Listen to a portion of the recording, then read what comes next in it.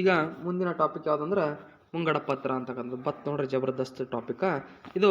Budget ಅಂತಕ್ಕಂಥದ್ದು ಇದು Indian ಎಕಾನಮಿಯ ಮಹಾಮಾರಥಾನ್ ಕ್ಲಾಸ್ನಲ್ಲಿ ಬಹಳಷ್ಟು ಏನಪ್ಪ ಅಂತಂದ್ರೆ ಪ್ರಮುಖರಲ್ಲಿ ಅತ್ಯಂತ ಪ್ರಮುಖವಾಗಿರುವಂಥ ಒಂದು ಟಾಪಿಕ್ ಆಗಿರುವಂಥದ್ದು.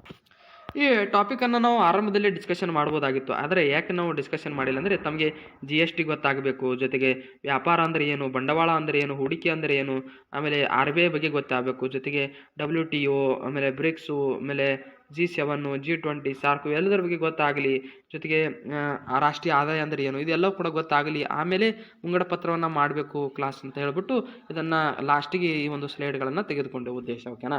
ಹಾಗಾದರೆ ಈ ಮುಂಗಡ ಪತ್ರ ಬಡ್ಜೆಟ್ ಅಂತಕ್ಕಂಥದ್ದನ್ನು ಕಂಪ್ಲೀಟ್ ಆಗಿ ನೋಡೋಣ. ಭಾಳಷ್ಟು ಇಂಪಾರ್ಟೆಂಟ್ ಆಗಿರುವಂಥ ಟಾಪಿಕ್ಕು. ಇದನ್ನು ಡಬಲ್ ಸ್ಟಾರು, ತ್ರಿಬಲ್ ಸ್ಟಾರು, ಎಷ್ಟಾದ ಸ್ಟಾರ್ ಹಾಕೊಳ್ಳಿ, ಪರವಾಗಿಲ್ಲ. ಓಕೆನಾ? ಹಾಗಾದರೆ ಈ ಒಂದು ಮುಂಗಡ ಪತ್ರ ಎಂಬ ಪದವು ಬಡ್ಜೆಟ್ ಎಂಬ ಫ್ರೆಂಚ್ ಪದದಿಂದ ಬಂದಿರತಕ್ಕಂಥದ್ದು. ಇದರ ಅರ್ಥ ಚರ್ಮದ ಚೀಲ, ಸ್ಕಿನ್ ಕ್ಯಾರಿ. ಓಕೆನಾ? ಇನ್ನು ಬಡ್ಜೆಟನ್ನು ಚರ್ಮದ ಚೀಲದಲ್ಲಿ ತರುವ ಸಂಪ್ರದಾಯವಿದೆ. ಹಾಗಾಗಿ ಆ ಒಂದು ಶಬ್ದದ ಅರ್ಥ ಏನದ ಅದನ್ನೇ ಏನು ಮಾಡ್ಬೇಕಂದ್ರೆ ಕ್ಯಾರಿ ಮಾಡ್ಬೇಕಂತ ಉದ್ದೇಶದಿಂದ ಚರ್ಮದ ಚೀಲವನ್ನು ತರುವ ಉದ್ದೇಶ ಆರಂಭದ ಒಂದು ದಿನಗಳಲ್ಲಿ ಇತ್ತು. ಆದ್ದರಿಂದ ಅದನ್ನು ಬಡ್ಜೆಟ್ ಎಂದು ಕರೀತಾರ. ಸಂವಿಧಾನದ 112ನೇ ವಿಧಿಯ ಪ್ರಕಾರ ಇದು ಸರ್ಕಾರದ ವಾರ್ಷಿಕ ಆಯವ್ಯಯದ ಪಟ್ಟಿ, annual financial statement of the government ಎಂದು ವ್ಯಾಖ್ಯಾನಿಸಲಾಗಿದೆ. ಎಲ್ಲಿಯೂ ಕೂಡ ಭಾರತ ಸರ್ಕಾರದಲ್ಲಿ ಸಂವಿಧಾನದಲ್ಲಿ ಬಜೆಟ್ ಅಂತಕ್ಕಂಥ ಶಬ್ದ ನಿಮಗೆ ದೀಪ ಚುಡ್ಕ್ಯಾಡ್ರೆ ಸಿಗಲ್ಲ. ಅದು ಏನಂತ ಕೊಟ್ಟರೆ ಅದರೊಳಗಂದ್ರೆ annual financial statement of the government, ಸರ್ಕಾರದ ವಾರ್ಷಿಕ ಆಯವ್ಯಯ ಪಟ್ಟಿ ಅಂತ ಮಾತ್ರ ನಿಮ್ಗೆ ಸಿಗುತ್ತೆ. ಬಡ್ಜೆಟ್ ಅಂತಕ್ಕಂಥ ಶಬ್ದ ಸಿಗಂಗಿಲ್ಲ. ಓಕೆನಾ? ಈಗ ನಾವು ಮುಂದಿನ ಒಂದು ವಿಚಾರ ಬಗ್ಗೆ ನೋಡೋದಾದರೆ ಮುಂಬರುವ ವರ್ಷದ ಸರ್ಕಾರದ ನಿರೀಕ್ಷಿತ ಆದಾಯ ಮತ್ತು ವೆಚ್ಚಗಳ ಪಟ್ಟಿಯನ್ನು ಮುಂಗಡ ಪತ್ರ ಅಂತ ಕರಿತೀವಿ. ಅಂದರೆ ಮುಂದಿನ ವರ್ಷಕ್ಕೆ ಏನೆಲ್ಲ ಪ್ಲ್ಯಾನ್ ಮಾಡಬೇಕು. ಇವಾಗ ನಾವು ನನ್ನ ಹತ್ರಕ ಒಂದು 10,000 ರೂಪಾಯಿಗಳು ಇದಾವಂದ್ರೆ ನಾನು ಅದನ್ನು ತಿಂಗಳಿಗೆ ಎಷ್ಟು ಖರ್ಚು ಮಾಡಬೇಕು, ಮನಿ ಬಾಡಿಗೆಗೆ ಇಂತಿಷ್ಟು, ನನ್ನ ಒಂದು ಬೈಕ್ ಪೆಟ್ರೋಲಿಗೆ ಇಂತಿಷ್ಟು, ಆಮೇಲೆ ಊಟಕ್ಕೆ ಇಂತಿಷ್ಟು, ಆಮೇಲೆ ರೆಂಟಿಗೆ ಇಂತಿಷ್ಟು, ಆಮೇಲೆ ಮತ್ತೆ ಏನಾದರೂ ಗಿಫ್ಟ್ ಕೊಡೋದಿದ್ರೆ ಗಿಫ್ಟಿಗೆ ಇಂತಿಷ್ಟು, ಆಮೇಲೆ ಇನ್ಶೂರೆನ್ಸಿಗೆ ಇಂತಿಷ್ಟು ಅಂತ ನಾನು ಯಾವ ರೀತಿ ಡಿವೈಡೇಷನ್ ಮಾಡ್ತೀನಲ್ಲ ಆ ರೀತಿ ಏನು ಮಾಡ್ತಾರೆ ಅಂದರೆ ಸರ್ಕಾರದ ಒಂದು ವರ್ಷದ ಎಲ್ಲ ಇಲಾಖೆಗಳಿಗೆ ಸಮಾನವಾಗಿ ನೋಡುವ ಉದ್ದೇಶವನ್ನಿಟ್ಟುಕೊಂಡು ಯಾವುದೇ ಒಂದು ಸಮಾಜಕ್ಕೆ ಅಥವಾ ಒಂದು ಕ್ಷೇತ್ರಕ್ಕೆ ಕಡಿಮೆ ಆಸ್ಪದವನ್ನು ನೀಡದೆ ಒಂದು ತಯಾರು ಮಾಡುವಂಥ ಒಂದು ವರ್ಷದ ಮುಂಗಡ ಪತ್ರ, ವರ್ಷದ ಒಂದು ಪಟ್ಟಿ ಏನಂತ ಕರಿತೀವಿ ಅಂದ್ರೆ ಮುಂಗಡ ಪತ್ರ, ಆದಾಯ ಮತ್ತು ವೆಚ್ಚಗಳ ಪಟ್ಟಿ ಅಂತ ಕರಿತೀವಿ. ಇದು ಸರ್ಕಾರದ ಮುಂದಿನ ವರ್ಷಗಳಲ್ಲಿ ಗಳಿಸಬಹುದಾದ ಮತ್ತು ಮಾಡಬಹುದಾದ ವೆಚ್ಚಗಳನ್ನು ಒಳಗೊಂಡಿರುವಂಥದ್ದು. ಭಾರತದಲ್ಲಿ ಮುಂಗಡ ಪತ್ರವನ್ನು ಏಪ್ರಿಲ್ 1ರಿಂದ ಮಾರ್ಚ್ 31ರವರೆಗಿನ ಹಣಕಾಸು ವರ್ಷಕ್ಕೆ ತಯಾರಿಸಲಾಗ್ತದೆ. ಹಾಗಾದರೆ ಯಾಕ್ರಿ ನಾವು ಜನವರಿ 1ರಿಂದ ಹಣಕಾಸು ವರ್ಷವನ್ನು ಮಾಡಬಾರ್ದು ಅಂತಕ್ಕಂಥ ತಲೆಯಾಗಿ ಬಂದ ಗೌರ್ಮೆಂಟ್ಗೆ ಅವಾಗ ಒಂದು ಸಮಿತಿಯನ್ನು ನೇಮಕ ಮಾಡ್ತಾರೆ. ಯಾವ ಸಮಿತಿ ಅಂತಕ್ಕಂಥದ್ದನ್ನು ನಾನು ಈಗಾಗಲೇ ನಿಮಗೆ ಹೇಳಿದ್ದೇನೆ. ಅದು ಯಾವ ಸಮಿತಿ ಅಂತಕ್ಕಂಥದ್ದನ್ನು ಕಮೆಂಟ್ ಮೂಲಕ ಕಮೆಂಟ್ ಮಾಡಿ, ಸರಿನಾ? ಆದರೆ ನಮ್ಮ ಒಂದು ಹಣಕಾಸು ವರ್ಷ ಎಲ್ಲಿ ಸ್ಟಾರ್ಟ್ ಆಗುತ್ತೆ ಅಂದರೆ ಏಪ್ರಿಲ್ 1ರಿಂದ ಮಾರ್ಚ್ 31ರವರೆಗೆ ನಮ್ಮ ಹಣಕಾಸು ವರ್ಷವನ್ನು ನಾವು ಗಣತಿಯನ್ನು ಮಾಡ್ತೀವಿ ಅಂತಕ್ಕಂದ್ರೆ ಭಾರತದಲ್ಲಿ ಮುಂಗಡ ಪತ್ರವನ್ನು ಮೊದಲ ಬಾರಿಗೆ ಏಪ್ರಿಲ್ 7, 1860ರಲ್ಲಿ ಜೇಮ್ಸ್ ವಿಲ್ಸನ್ ರವರು ಪ್ರಕಟಿಸ್ತಾರ. ಸ್ವತಂತ್ರ ಭಾರತದ ಮೊದಲ ಮುಂಗಡ ಪತ್ರವನ್ನು ಒಂದು ಯಾರಪ್ಪ ಅಂತಂದ್ರೆ ಹಣಕಾಸು ಸಚಿವರಾಗಿದ್ದ ಷಣ್ಮುಗಂ ಚಟ್ಟಿ ರವರು 26 ನವೆಂಬರ್ 1947ರಲ್ಲಿ ಪ್ರಕಟಿಸ್ತಾರ. ಮೊರಾರ್ಜಿ ದೇಸಾಯಿ ರವರ ಅತಿ ಹೆಚ್ಚು ಬಾರಿ ಮುಂಗಡ ಪತ್ರವನ್ನು ಮಂಡಿಸಿರುವಂಥವರು ಒಟ್ಟು 8 ಪೂರ್ಣಾವಧಿವರೆಗೆ ತಮ್ಮ ಒಂದು ಏನಪ್ಪಾ ಅಂತಂದ್ರೆ ಮುಂಗಡ ಪತ್ರವನ್ನು ಸಲ್ಲಿಕೆ ಮಾಡ್ತಾರ ಸರ್ಕಾರದಾಗ. ಜೊತೆಗೆ 2 ಮಧ್ಯಮಾವಧಿಯ ಒಟ್ಟು 10 ಒಂದು ಬಜೆಟ್ಗಳನ್ನು ಮಂಡನೆ ಮಾಡಿದರು ಮತ್ತು ಅತಿ ಹೆಚ್ಚು ಮಂಡನೆ ಮಾಡಿರ್ತಕ್ಕಂಥ ಕೀರ್ತಿ ಯಾರಿಗೆ ಸಲ್ತಂದ್ರೆ ಮೊರಾರ್ಜಿ ದೇಸಾಯಿ ಅವರಿಗೆ ಸಲ್ತದ. ಹಾಗೆ 2000ರವರೆಗೆ ಸಂಜೆ 5 ಗಂಟೆಗೆ ಮಂಡಿಸಲಾಗ್ತಿತ್ತು. ಯಾಕೆ ಸಂಜೆಗೆ 5 ಗಂಟೆಗೆ ಮಂಡಿಸಲಾಗಿತ್ತು? ರಾತ್ರಿ ಎಲ್ಲರೂ ಮಕ್ಕೋ ಟೈಮ್ನಾಗ ಹೇಳ್ಕಂದ್ರೆ ಸರ್ಕಾರಕ್ಕೆ ಯೋಚನೆ ಬಂದು ಏನು ಮಾಡ್ತಾರೆ, ಇದನ್ನು ಬದಲಾಯಿಸಿ ಏನು ಮಾಡ್ತಾರೆ ಅಂದ್ರೆ 2001ರಲ್ಲಿ ಮೊದಲ ಬಾರಿಗೆ ಯಶವಂತ್ ಸಿನ್ಹಾ ಅವರು 11 ಗಂಟೆಗೆ ಮಂಡಿಸಿರಿ, ಬೆಳಗ್ಗೆ 11 ಗಂಟೆಗೆ ಮಂಡಿಸಿರಿ. ಅವಾಗ ದೇಶದ ಎಲ್ಲರಿಗೂ ಕೂಡ ಗೊತ್ತಾಗ್ತದೆ ಬೆಳಗ್ಗೆನೆ ಅಂತ ಹೇಳ್ತಾರೆ. ಪ್ರಸ್ತುತ 11 ಗಂಟೆಗೆ ಮಂಡಿಸುವಂಥ ಒಂದು ವಾಡಿಕೆ ನಮ್ಮ ಒಂದು ಭಾರತ ಸರ್ಕಾರದಲ್ಲಿ ಇರುವಂಥದ್ದು. ಇನ್ನು ಸಂವಿಧಾನದ 112ನೇ ವಿಧಿಯ ಪ್ರಕಾರ ಕೇಂದ್ರ ಸರ್ಕಾರದ ಸಚಿವರು ಮುಂಗಡ ಪತ್ರವನ್ನು ಸಿದ್ಧಪಡಿಸಿ ಲೋಕಸಭೆಯಲ್ಲಿ ಮಂಡಿಸಿರುವಂಥವರು. ಪ್ರಸ್ತುತವಾಗಿ ನಿರ್ಮಲಾ ಸೀತಾರಾಮನ್ ಅವರು ಬಹಳಷ್ಟು ಅಚ್ಚುಕಟ್ಟಾಗಿ ತಮ್ಮ ಒಂದು GST ಮೇಲಿರುವಂಥ ಒಂದು ಸಿಟ್ಟನ್ನು ಹೊರ ಹಾಕುವುದರ ಮೂಲಕ ನಮ್ಮ ಒಂದು 2024ನೇ ಒಂದು 24 ಮತ್ತು 25ನೇ ಸಾಲಿನ ಮುಂಗಡ ಪತ್ರವನ್ನು ಸಲ್ಲಿಸಿದ್ದಾರೆ. ಇದನ್ನು ಫೆಬ್ರವರಿ ತಿಂಗಳ ಕೊನೆಯ ಕೆಲಸದ ದಿನದಂದು ಮಂಡಿಸಲಾಗ್ತದೆ. ಮಾರ್ಚ್ಗೆ ಏನು ಮಾಡ್ತಾರೆ, ಮಾರ್ಚ್ ಮಾರ್ಚ್ ಏನು ಮಾಡ್ತಾರೆ ಅಂದ್ರೆ ಮಾರ್ಚ್ 1ಕ್ಕೆ ಏನು ಮಾಡ್ತಾರೆ ಅಂದ್ರೆ ತನ್ನ ಒಂದು ಎಲ್ಲ ಕಂಪ್ಲೀಟ್ ಆಗಿರ್ತಕ್ಕಂಥ ಪ್ರೊಸೆಸನ್ನು ಕಂಪ್ಲೀಟ್ ಮಾಡ್ತಾರೆ. ಹಾಗಾದರೆ ಇದೇನು ಮಾಡ್ತಾರೆ ಅಂದ್ರೆ ಮುಂಗಡ ಪತ್ರವನ್ನು ಲೋಕಸಭೆಯಲ್ಲಿ ಮುಂದೆ ಹಣಕಾಸು ಸಚಿವರು ಮಂಡಿಸುವವರೆಗೆ ಅತ್ಯಂತ ಗೌಪ್ಯತೆಯನ್ನು ಕಾಯ್ದುಕೊಳ್ಳಲಾಗ್ತದೆ. ಯಾಕೆ ಅದು ಗೌಪ್ಯತೆಯನ್ನು ಕಾಯ್ದುಕೊಳ್ತಾರೆ ಅಂದ್ರೆ ಅದನ್ನು ಯಾರಿಗೂ ಕೂಡ ಆಗದೇ ಇರೋ ಹಾಗೆ, ಅಂದರೆ ಡೈರೆಕ್ಟಾಗಿ ನಾವೇ ಎಲ್ಲರಿಗೂ ಹೇಳ್ತೀವಿ, ಎಲ್ಲರಿಗೆ ಜನರಿಗೆ ಗೊತ್ತಾಗಲಿ ಅಥವಾ ಏನಾದರೂ ತಿದ್ದುಪಡಿ ಮಾಡೋದೇನಾದರೆ ಎಲ್ಲರ ಸಮ್ಮುಖದಲ್ಲಿಯೇ ನಡೀಲಿ ಅಂತಕ್ಕಂಥ ಒಂದು ವಿಚಾರದಿಂದ ಗೌಪ್ಯತೆಯನ್ನು ಕಾಯ್ದುಕೊಳ್ತಾರೆ. ಆದರೆ ಮುಂಗಡ ಪತ್ರವನ್ನು ಲೋಕಸಭೆಯಲ್ಲಿ ಮುಕ್ತವಾಗಿ ಚರ್ಚಿಸಲಾಗ್ತದೆ. ಅನಂತರ ಲೋಕಸಭೆಯ ಒಪ್ಪಿಗೆಯನ್ನು ಪಡೆದು ರಾಜ್ಯಸಭೆಗೆ ಕಳಿಸ್ತಾರ. ರಾಜ್ಯಸಭೆಯಲ್ಲಿ ಇದರ ಬಗ್ಗೆ ಚರ್ಚೆ ಮಾಡ್ತಾರ. ಯಾಕೆ ನನಗೆ ಹಿಂಗೆ ಕಮ್ಮಿ ಕೊಟ್ಟಿ, ನನಗೆ ಯಾಕೆ ಹೆಚ್ಚು ಕೊಟ್ಟಿ, ಅಲ್ಲಿ ಒಂದು ತಿಂಗಳು ಜಗಳ ಆಡಿಕಿಸಿದ್ರೆ ಅನಂತರ ಇದರ ಬಗ್ಗೆ ಸಲಹೆಗಳನ್ನು ರಾಜ್ಯಸಭೆಗೆ ಇರುವುದು ರಾಜ್ಯಸಭೆ 14 ದಿನಗಳ ಒಳಗೆ ತನ್ನ ಒಪ್ಪಿಗೆಯನ್ನು ನೀಡಬೇಕಾಗ್ತದೆ. ಒಂದು ವೇಳೆ ರಾಜ್ಯ ಸರ್ಕಾರ 14 ದಿನಗಳ ಒಳಗಾಗಿ ಒಂದು ವೇಳೆ ಲೋಕಸಭೆಗೆ ಹಿಂದಿರುಗಿಸ್ತಿದ್ರೆ ರಾಜ್ಯಸಭೆ ಒಪ್ಪಿಗೆ ಸೂಚಿಸಿದೆ ಎಂದು ರಾಷ್ಟ್ರಪತಿಯವರಿಗೆ ಕಳಿಸ್ತಾರ. ಒಂದು ವೇಳೆ 14 ದಿನಗಳ ಒಳಗಾಗಿ ನೀವು ಎಲ್ಲ ಇದು ಬಡ್ಜೆಟ್ ಕಂಪ್ಲೀಟ್ ಆಗಿರ್ತಕ್ಕಂಥ ತಪ್ಪಾಗಿ ನೀವು ಡಿಸ್ಕಷನ್ ಮಾಡಿರಿ, ಒಂದು ವೇಳೆ ಇದನ್ನು ನೀವೇನು ಮಾಡ್ಬೇಕಂದ್ರೆ ಹೆಚ್ಚು ಕಡಿಮೆ ಮಾಡ್ಬೇಕಂತದ್ದು ಏನಾದರೂ ಕಳಿಸಿದ್ರೆ ಅದನ್ನು ಮತ್ತೆ ಒಂದಿಷ್ಟು ದಿನಗಳ ಕಾಲ ಅದನ್ನು ಮುಂದೂಡಿ ಅದನ್ನು ಮತ್ತೊಮ್ಮೆ ಪ್ರಕಟಿಸುವಂಥ ಒಂದು ಕೆಲಸದ ಕಾರ್ಯವನ್ನು ಕೂಡ ನಮ್ಮ ಸರ್ಕಾರದಲ್ಲಿ ಬರಬೇಕು ಓಕೆನಾ ಎಂದು ರಾಷ್ಟ್ರಪತಿಗೆ ಕಳಿಸ್ತಾರ. ರಾಷ್ಟ್ರಪತಿಗೆ ಹಣಕಾಸು ಮಸೂದೆಯನ್ನು ತಡೆದಿಡುವ ಅಧಿಕಾರ ಇರಂಗಿಲ್ಲ. ರಾಷ್ಟ್ರಪತಿ ಬಲ್ಯ ಹೋಯ್ತಂದ್ರೆ ಅವ್ರು 100% ಮಾಡಲಿಕ್ಕೆ ಬೇಕು, ಸಹಿ ಮಾಡಲೇಬೇಕಾಗ್ತದೆ. ಮಾರ್ಚ್ 31ರ ಒಳಗೆ ರಾಷ್ಟ್ರಪತಿಯಿಂದ ಸಹಿಯನ್ನು ಪಡೆಯಲೇಬೇಕಾಗ್ತದೆ. ಒಂದು ವೇಳೆ ರಾಷ್ಟ್ರಪತಿಯವರು 31ರ ಒಳಗಾಗಿ ಸಹಿ ಮಾಡ್ಕೊಂಡು ತಮ್ಮ ಹತ್ರ ಇಟ್ಕೊಂಡ್ರಪ್ಪ ಅಂತಂದ್ರೆ ಅವಾಗ ಸಹಿನೇ ಆಗ್ಯದ ತೊಗೊಂಡ್ಬಿಟ್ಟು ಎಲ್ಲ ಕಡೆ ಪ್ರಚಾರ ಮಾಡಿಬಿಡ್ತಾರೆ ಓಕೆನಾ. ಆದರೆ ಕೇಂದ್ರ ಮುಂಗಡ ಪತ್ರವು 3 ರೀತಿಯ ಅಂಕಿ ಅಂಶಗಳನ್ನು ಒಳಗೊಂಡಿರುತ್ತೆ. ಏನೇನು 3 ರೀತಿಯ ಒಂದು ಅಂಕಿ ಅಂಶಗಳನ್ನು ಒಳಗೊಂಡಿರ್ತದೆ ಅಂದ್ರೆ ಹಿಂದಿನ ವರ್ಷದ ವಾಸ್ತವಿಕ ದತ್ತಾಂಶ, ಪ್ರಸ್ತುತ ವರ್ಷದ ಬಜೆಟ್ ಅಂದಾಜುಗಳು, ಪ್ರಸ್ತುತ ವರ್ಷದ ಪರಿಷ್ಕೃತ ಅಂಕಿ ಅಂಶಗಳು, ಮುಂಬರುವ ವರ್ಷದ ಬಜೆಟ್ ಅಂದಾಜು. ಜೊತೆಗೆ ಮುಂಗಡ ಪತ್ರವು ಪ್ರಮುಖವಾಗಿ 2 ಖಾತೆಗಳನ್ನು ಒಳಗೊಂಡಿರುತ್ತೆ. ಯಾವ್ಯಾವಪ್ಪ ಅಂತಂದ್ರೆ ಒಂದು ಕಂದಾಯ ಖಾತೆ ರೆವೆನ್ಯೂ ಅಕೌಂಟ್, ಬಂಡವಾಳ ಖಾತೆ ಕ್ಯಾಪಿಟಲ್ ಅಕೌಂಟ್ ಅಂತಕ್ಕಂಥ ಪ್ರಮುಖವಾಗಿರುವಂಥ 2 ಒಂದು ವಿಚಾರಗಳು ಹೊಂದಿರ್ತಾವೆ. 2 ಖಾತೆಗಳು ಇದಿರ್ತಾವೆ. ಕಂದಾಯ ಖಾತೆ ಅಂದ್ರೆ ರೆವೆನ್ಯೂ ಆದಾಯ ಎಲ್ಲಿದು ಬರ್ತದೆ, ಬಂಡವಾಳ ಹೆಂಗೆ ಹಾಕೋಗತ್ತಾರ, ವೆಚ್ಚ ಹೆಂಗಲ್ಲತ್ತ ಎಲ್ಲವನ್ನ ಕ್ಯಾಲ್ಕುಲೇಟನ್ನು ಮಾಡ್ತಾರೆ ದೇಶದ್ದೆಲ್ಲನೂ ಕೂಡ. ಹಾಗಾದರೆ ಸಾರ್ವಜನಿಕ ಪಬ್ಲಿಕ್ ರೆವೆನ್ಯೂ ಅಂತಕ್ಕಂಥದ್ರ ಬಗ್ಗೆ ನೋಡೋದಾದರೆ ಇಲ್ಲಿ ಕೇಂದ್ರ ಸರ್ಕಾರವು ವಿವಿಧ ಮೂಲಗಳಿಂದ ಸಂಗ್ರಹವಾಗುವ ಆದಾಯವನ್ನು ಸಾರ್ವಜನಿಕ ಆದಾಯ ಎಂದು ಕರೆಯುವರು. ಕೇಂದ್ರ ಸರ್ಕಾರ ವಿವಿಧ ಮೂಲದಿಂದ, ಅದು ಸಾಮಾಜಿಕ, ಆರ್ಥಿಕ, ರಾಜಕೀಯ, ನ್ಯಾಯಿಕ, ಶೈಕ್ಷಣಿಕ ಎಲ್ಲ ಕ್ಷೇತ್ರಗಳಿಂದ ಬರುವಂಥ ಆದಾಯವನ್ನು ಸಾರ್ವಜನಿಕ ಆದಾಯ ಅಂತ ಕರೀತಾರೆ. ಕೇಂದ್ರ ಸರ್ಕಾರವು ಪ್ರಮುಖವಾಗಿ ಕಂದಾಯ ಮತ್ತು ಬಂಡವಾಳ ಆದಾಯ ಅಂತ ಮಾತ್ರ ನಾವು ಇಲ್ಲಿ ಏನಪ್ಪಾ ಅಂತಂದ್ರೆ ಡಿಸ್ಕಷನ್ ಮಾಡಿದ್ರೆ ಇದರಲ್ಲಿ ಎಲ್ಲ ಕೂಡ ಬರ್ತಾವೆ ಅಂತಕ್ಕಂಥದ್ದು. ಆದರೆ ಕಂದಾಯ ಆದಾಯ ಅಂತಕ್ಕಂಥದ್ದನ್ನು ನೋಡೋದಾದರೆ ಕೇಂದ್ರ ಸರ್ಕಾರವು ತೆರಿಗೆ ರೂಪದಲ್ಲಿ ಮತ್ತು ತೆರಿಗೆಯೇತರ ಮೂಲದಿಂದ ಸಂಗ್ರಹಿಸಿದ ಆದಾಯವನ್ನು ಕಂದಾಯ ಸ್ವೀಕೃತಿಗಳು ಅಥವಾ ಕಂದಾಯ ಆದಾಯಗಳು ಅಂತ ಕರೀತಾರೆ. ಪ್ರಮುಖವಾದ ಕಂದಾಯ ಸ್ವೀಕೃತಿಗಳು ಅಥವಾ ಕಂದಾಯ ಆದಾಯಗಳು ಏನೇನಿದಾವೆ ಅಂದ್ರೆ ಮನೆಯದು ತೆರಿಗೆ ಆದಾಯ, ತೆರಿಗೆ ಟ್ಯಾಕ್ಸ್ ರೆವೆನ್ಯೂ, ಜನರ ಮೇಲೆ ಟ್ಯಾಕ್ಸ್ ಇರೋಗತ್ತಾರ ಓಕೆನಾ. ಜನರು ಸರ್ಕಾರದಿಂದ ಯಾವುದೇ ನೇರ ಪ್ರತಿಫಲವನ್ನು ನಿರೀಕ್ಷಿಸದೆ ಕಡ್ಡಾಯವಾಗಿ ಮಾಡಲೇಬೇಕಾದ ವಂತಿಗೆಯನ್ನು, ಕಡ್ಡಾಯವಾಗಿ ಕಟ್ಟಲೇಬೇಕಾದ ತೆರಿಗೆಯನ್ನು ಏನಂತ ಕರೀತಾರೆ ಅಂದ್ರೆ ತೆರಿಗೆ ಆದಾಯ ಅಂತ ಕರೀತಾರೆ ಓಕೆನಾ. ವಂತಿಗೆಯನ್ನು ನೀಡಬೇಕಾಗುತ್ತೆ. ಪ್ರಮುಖವಾಗಿ ತೆರಿಗೆಯಲ್ಲಿ ಏನಪ್ಪಾ ಅಂತಂದ್ರೆ ನಾವು ಮತ್ತೆ 2 ರೀತಿಯ ಒಂದು ಡಿವೈಡೇಷನ್ ಅನ್ನು ಮಾಡ್ತೀವಿ. ಒಂದು ನೇರ ತೆರಿಗೆ ಮತ್ತು ಪ್ರತ್ಯಕ್ಷ ಪರೋಕ್ಷ ತೆರಿಗೆ ಅಂತ ಹೇಳ್ಬಿಟ್ಟು ತೆರಿಗೆಯಲ್ಲಿ ಸರ್ಕಾರ ವಿಧಿಸ್ತದೆ. ಅಲ್ಲಿ ನೇರ ತೆರಿಗೆ ಅಂತಕ್ಕಂಥದ್ದನ್ನು ನೋಡ್ತೀವಿ. ತೆರಿಗೆ ಹೊರಗೆಯನ್ನು ಮತ್ತೊಬ್ಬರಿಗೆ ವರ್ಗಾಯಿಸಲು ಸಾಧ್ಯವಿಲ್ಲದ ತೆರಿಗೆಯನ್ನು ನೇರ ಅಥವಾ ಪ್ರತ್ಯಕ್ಷ ತೆರಿಗೆ ಅಂತ ಕರೀತಾರೆ. ಪ್ರಮುಖವಾದ ಪ್ರತ್ಯಕ್ಷ ತೆರಿಗೆಗಳು ಯಾವ್ಯಾವಪ್ಪ ಅಂತಂದ್ರೆ ಫಸ್ಟಿಗೆ ನೋಡೋಣ, ಆಮೇಲೆ ಪರೋಕ್ಷ ತೆರಿಗೆಗಳು ಅಂತ ನೋಡೋಣ ಓಕೆನಾ. ಇಲ್ಲಿ ನೇರ ತೆರಿಗೆಗಳಂದ್ರೆ ಬಹಳಷ್ಟು ಜನ ಕನ್ಫ್ಯೂಷನ್ ಆಗ್ತಾವಂತ ಸಾಧ್ಯತೆಗಳು ಇರ್ತಾವೆ. ನೇರ ತೆರಿಗೆಗಳಂದ್ರೆ ಅಲ್ಲಿ ಏನು ಬೇರೆ ಇಂಪಾರ್ಟೆಂಟ್ ಇರುವಂಥದ್ದು ವಿಚಾರ ಏನಿರೋದಿಲ್ಲ. ಅಲ್ಲಿ ಏನಿರುತ್ತೆ ಅಂದ್ರೆ ನಾವೇ ಖುದ್ದಾಗಿ ಅಂದರೆ ಬೇರೆಯವರಿಗೆ ಟ್ರಾನ್ಸ್ಪೋರ್ಟ್ ಮಾಡೋಕ್ಕೆ ಸಾಧ್ಯ ಆಗಿರಬಾರ್ದು ಅಂಥ ಒಂದು ತೆರಿಗೆಯನ್ನು ನಾವೇ ಡೈರೆಕ್ಟಾಗಿ ಸರ್ಕಾರಕ್ಕೆ ಪಾವತಿಯನ್ನು ಮಾಡ್ತಾ ಇದ್ರೆ ಅಂಥ ತೆರಿಗೆಗಳನ್ನು ನೇರ ತೆರಿಗೆ ಅಂತ. ಹಾಗಾದ್ರೆ ನೇರ ತೆರಿಗೆಗಳನ್ನು ಯಾವ್ಯಾವ ಬರ್ತಾವ? ಆದಾಯ ತೆರಿಗೆ, ಇನ್ಕಮ್ ಟ್ಯಾಕ್ಸ್. ಈಗ ನನಗೆ 1 ಲಕ್ಷ ರೂಪಾಯಿ ತಿಂಗಳಿಗೆ ಸಂಬಳ ಅದ ಅಂತ ಒಂದು ಎಕ್ಸಾಂಪಲ್, ನನಗಂತಲ್ಲ, ಈ ಒಂದು ಎ ಅಂತಕ್ಕಂಥ ಒಬ್ಬ ವ್ಯಕ್ತಿಗೆ 1 ಲಕ್ಷ ರೂಪಾಯಿ ಸಂಬಳ ಅದ ಅಂತ ಅರ್ಥ.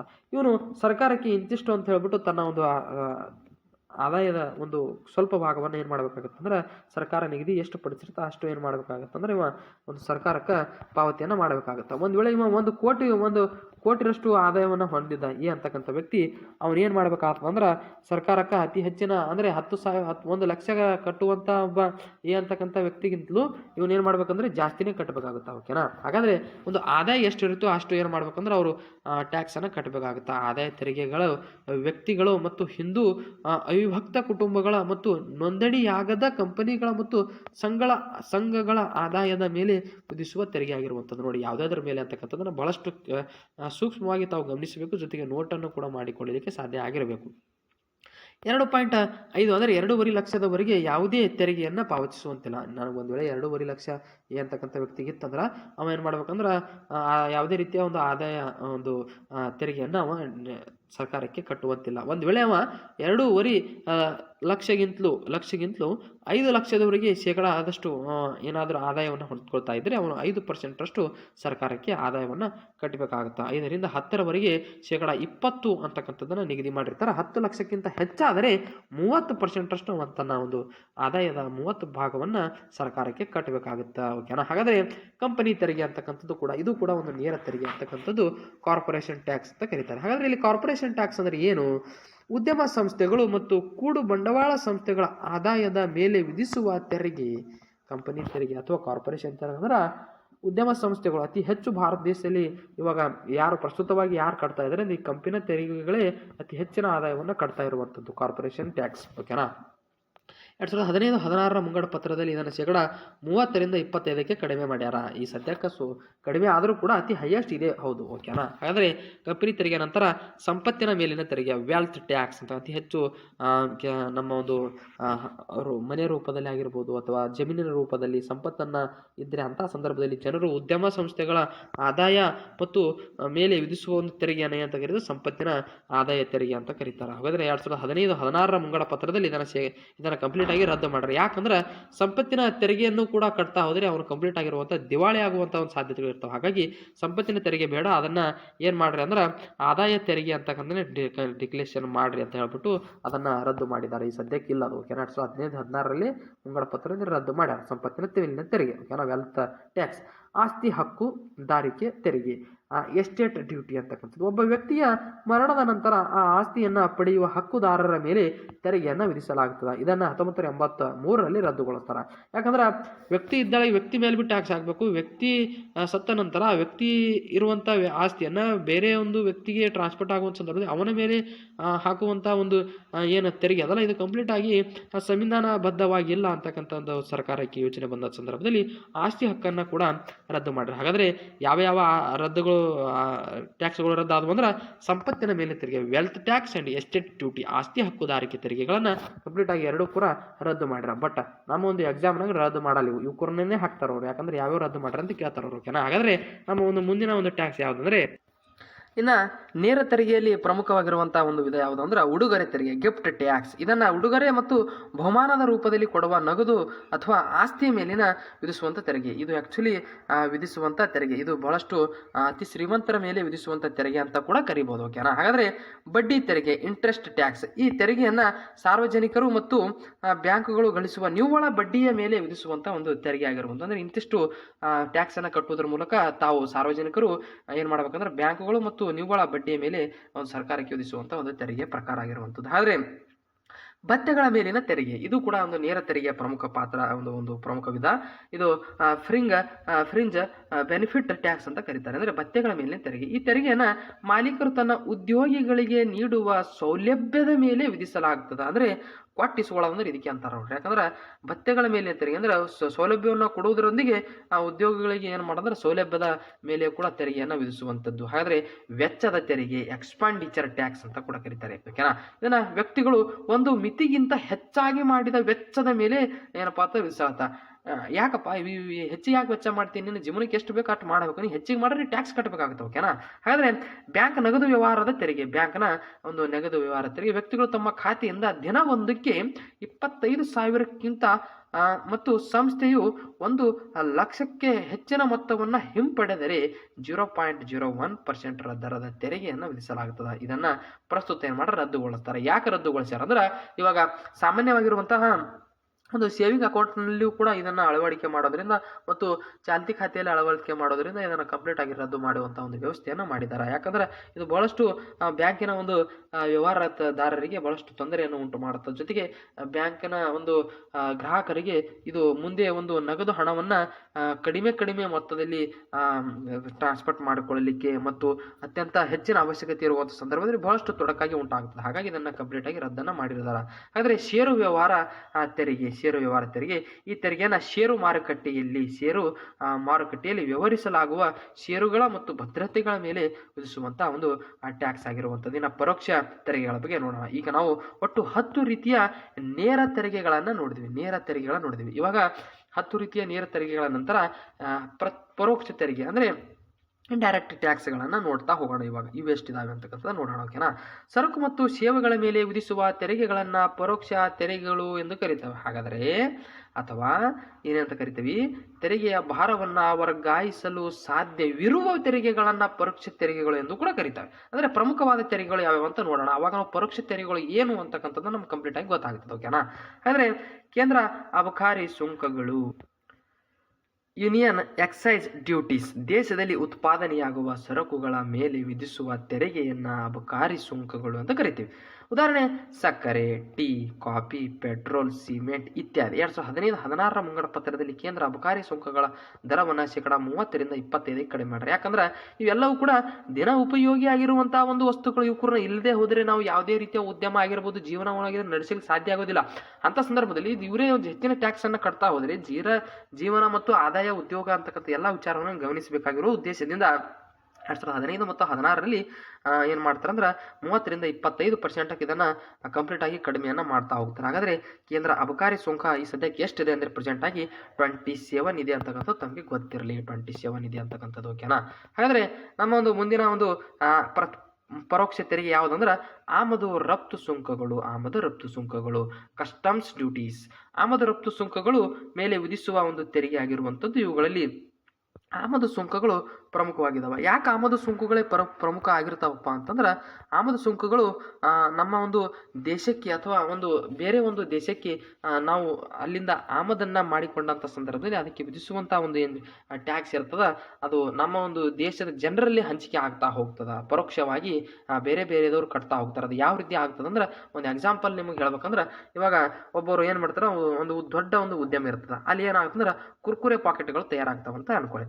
ಒಂದು ಕುರ್ಕುರೆ ಪಾಕೆಟ್ ಅವನು 2 ರೂಪಾಯಿ ದರದಲ್ಲಿ ಅವ ಒಂದು ವೇಳೆ ಎಲ್ಲ ಒಂದು ಮೂಲ ಉತ್ಪಾದನಾಂಗಗಳ ಖರ್ಚುಗಳನ್ನ ಇಟ್ಟುಕೊಂಡು ಅವ ತಯಾರು ಮಾಡಿದ್ದೇ ಆದರೆ ಆ 2 ರೂಪಾಯಿ ಉತ್ಪಾದನಾ ಕುರ್ಕುರೆ ಪಾಕೆಟನ್ನು ಏನು ಮಾಡ್ತಾನಂದ್ರೆ ಬೇರೆ ಡೀಲರ್ ಏನು ಮಾಡ್ತಾನ, ಕಂಪ್ಲೀಟ್ ಆಗಿರುವಂಥ ಹೋಲ್ಸೆಲ್ಲರ್ ಏನಿರ್ತಾನ ಅವನಿಗೆ 3 ರೂಪಾಯಿ 50 ಪೈಸೆಗೆ ಸಿಗ್ತದೆ. ಯಾರಿಗೆ? 3 ರೂಪಾಯಿ 50 ಪೈಸೆಗೆ. ಅಂದರೆ ಈ ಒಂದು ಆರಂಭದ ಒಂದು ಉತ್ಪನ್ನದವನಿಗೆ ಎಷ್ಟು ಸಿಗ್ತು, ಇಲ್ಲಿ ಲಾಭ ಎಷ್ಟು ಸಿಗ್ತು, ಅವನಿಗೆ 1 ರೂಪಾಯಿ 50 ಪೈಸೆ ಸಿಗ್ತು. ಈ 1 ರೂಪಾಯಿ 50 ಪೈಸೆಯಲ್ಲಿ 50 ಪೈಸೆ ರೂಪಾಯಿ ಏನು ಮಾಡ್ತಾನ, ಮೂಲ ಬಂಡವಾಳ ಏನು ಹಾಕಿರ್ತಾನ ಮತ್ತು ಏನು ಖರ್ಚಾಗಿರ್ತಾವೆ ಅವೆಲ್ಲ ಕೂಡ ಏನು ಮಾಡಿರ್ತಾನ, ಅವಕ್ಕೆಲ್ಲರಿಗೆ ಸಮವಾಗಿ ಹಂಚಿಬಿಟ್ಟು 1 ರೂಪಾಯಿಯನ್ನು ತನ್ನ ಲಾಭವಾಗಿ ತಗೊಂಡ್ಬಿಡ್ತಾನೆ. ಆದರೆ 3 ರೂಪಾಯಿ 50 ಪೈಸೆ ಸಿಕ್ಕವ ಏನು ಮಾಡ್ತಾನ, ಅಂತಿಮ ಗ್ರಾಹಕರಿಗೆ ಏನು ಮಾಡಿರ್ತಾನೆ, ಅಂತಿಮ ಗ್ರಾಹಕರಿಗಿಂತ ಮುಂಚಿತವಾಗಿ ಚಿಲ್ಲರೆ ವ್ಯಾಪಾರಿಗಳಿಗೆ ಇವನು 4 ರೂಪಾಯಿಗೆ ಮಾರಾಟ ಮಾಡ್ತಾನೆ.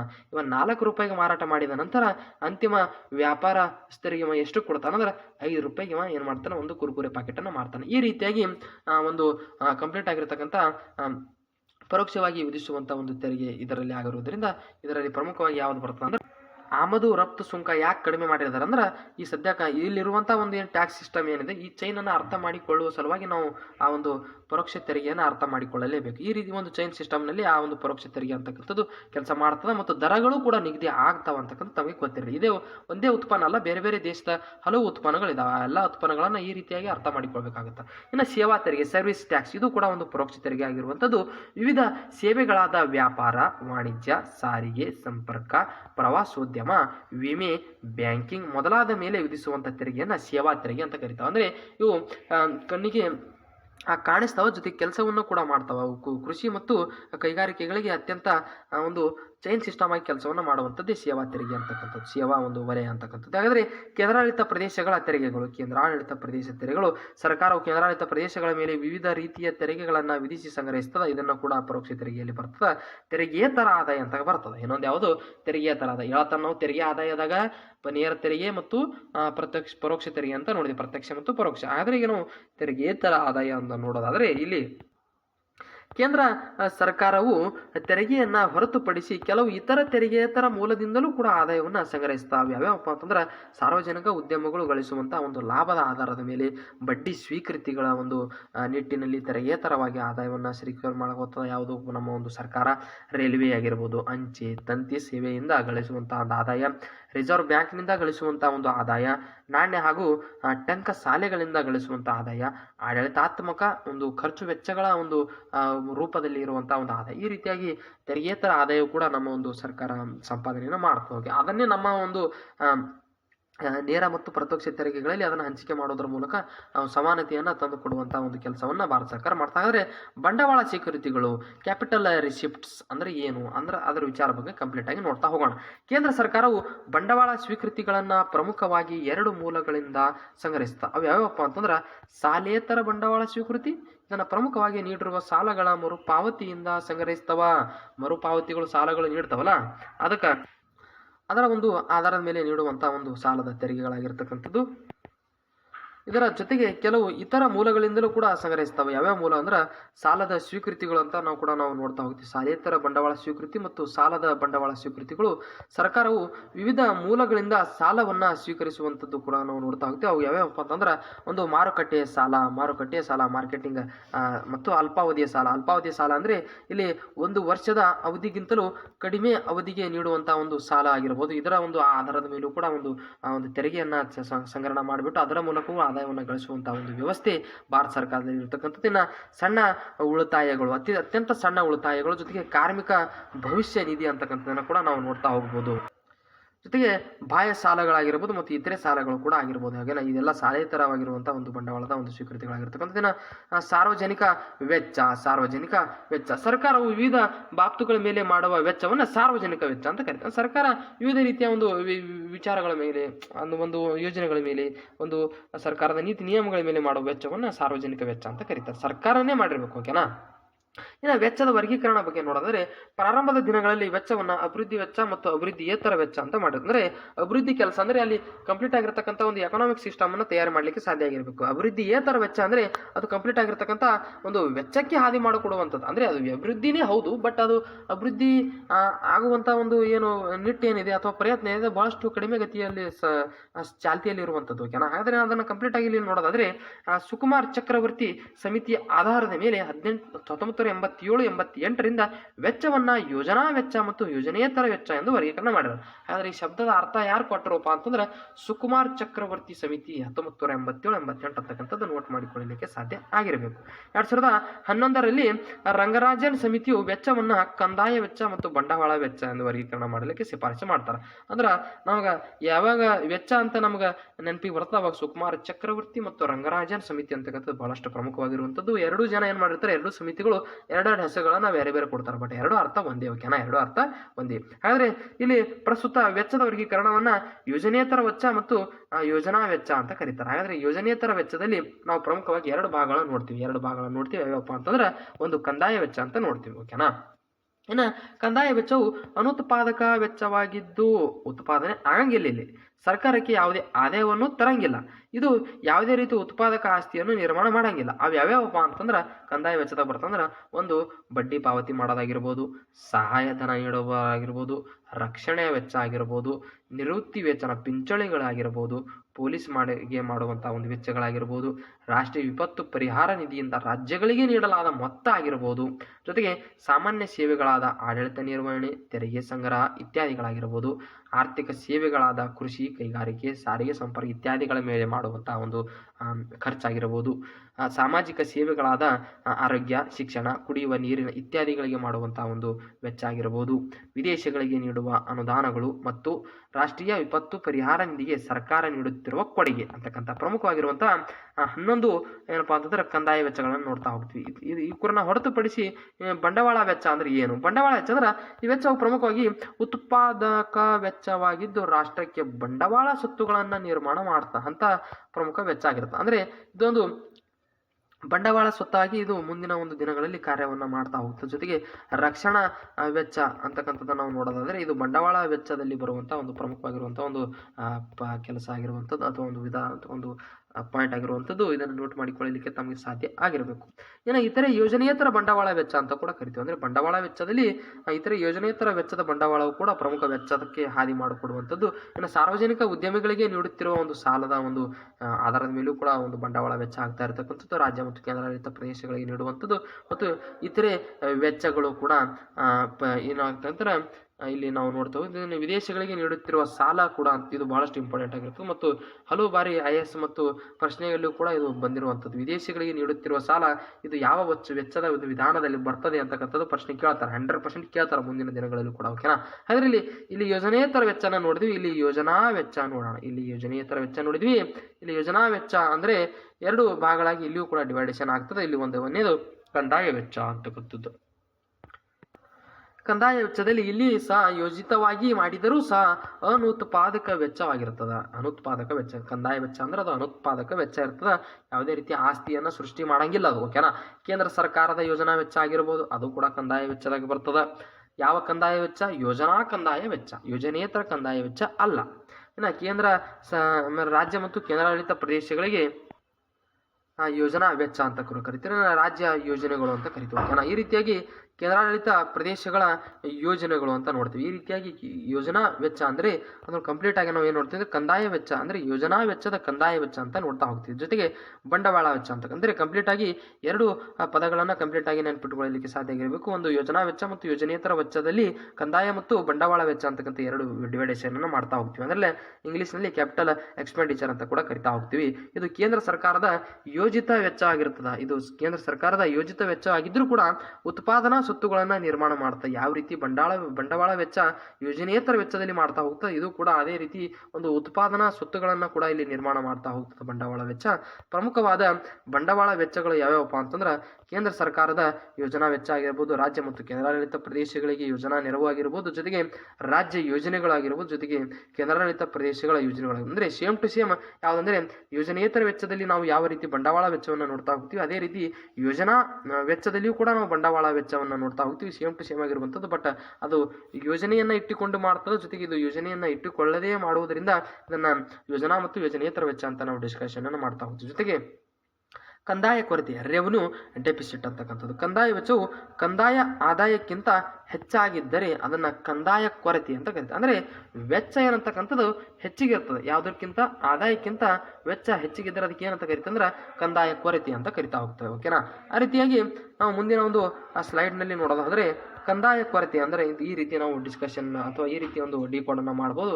ಕಂದಾಯ ವೆಚ್ಚ ಮೈನಸ್ ಕಂದಾಯ ಸ್ವೀಕೃತಿ ಅಂದ್ರೆ ಆದಾಯಕ್ಕಿಂತ ಏನಾದ್ರು ವೆಚ್ಚ ಹೆಚ್ಚಿಗಿದ್ರೆ ಅದಕ್ಕೆ ಏನಂತಂದ್ರೆ ಕಂದಾಯ ಕೊರತೆ ಅಂತ ಕರಿತೀವಿ. ಓಕೆನಾ? ಇನ್ನು ಪರಿಣಾಮಕಾರಿ ಕಂದಾಯ ಕೊರತೆ ಅಂತಕ್ಕಂಥದ್ದನ್ನು ನೋಡೋಣ. ನನ್ನ ಒಂದು ಈ ಕ್ಲಾಸ್ ಬಹಳಷ್ಟು ಸ್ಪೀಡ್ ಆಗಿ ನಿಮ್ಗೆ ಅನಿಸ್ತಾ ಇದ್ರೆ ಅದನ್ನ ಕಡಿಮೆ ಒಂದು ಸ್ಪೀಡ್ ನಲ್ಲಿ ಇಟ್ಟುಕೊಂಡು ತಮಗೆ ನೋಡಿಕೊಳ್ಳಲಿಕ್ಕೆ ಸಾಧ್ಯ ಆಗಿರಬೇಕು. ಪ್ರತಿಯೊಂದು ಪಾಯಿಂಟ್ ಅನ್ನು ಕೂಡ ತಾವು ನೋಟ್ ಮಾಡಿಕೊಳ್ಳಲಿಕ್ಕೂ ಕೂಡ ಸಾಧ್ಯ ಆಗಿರಬೇಕು.